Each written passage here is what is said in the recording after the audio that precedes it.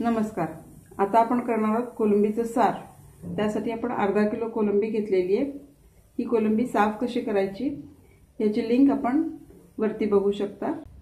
वाटण्यासाठी ओला नारळ घेतलेला आहे, अर्धी कवड, बेडगी मिरची, धणे, बेशेप हे आपण 10-15 मिनिटे भिजवून ठेवलेले आहे गरम पाण्यात।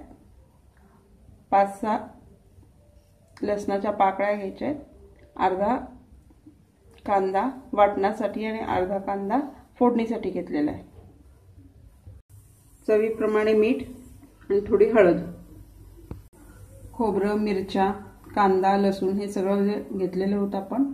ते वाटण आपण कच्चच वाटून घेतलेलं आहे।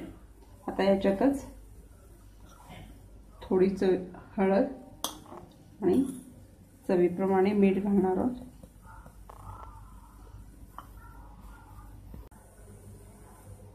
तेलात आपण 1 ते 2 चमचे तेल घालून घेणार आहोत।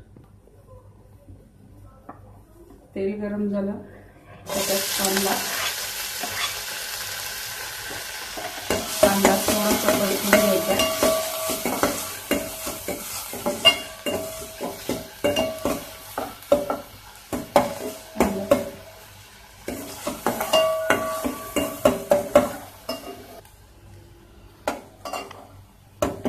कांदा परतला गेलेला आहे चांगला। ह्याच्यात आपण वाटण घालणार आहोत। हे वाटण आपलं कच्चं वाटण आहे।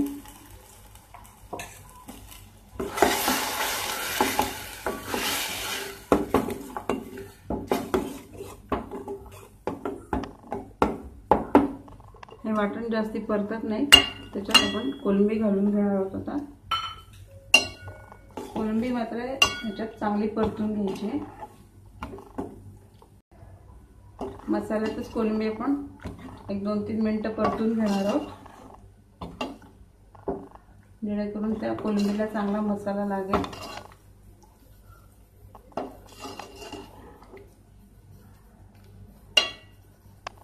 पाच ते 7 मिनिटं झालेली आहेत।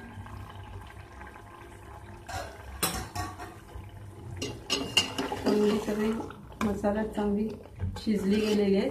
जे आपण कांदा, खोबरं, मिरची सगळं वाटण घेतलेलं होतं, कच्चं वाटण होतं आपलं, ते कच्चं वाटण आहे त्याच्यामुळे चांगलं। आता याच्यात आपण आवश्यकतेनुसार पाणी घालून घेतलेलं आहे।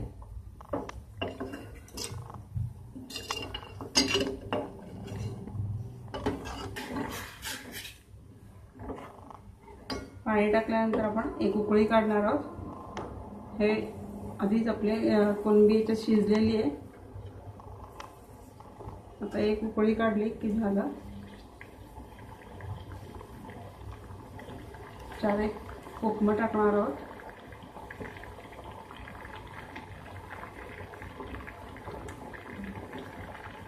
आणि कोलंबीचं सार आपलं तयार आहे।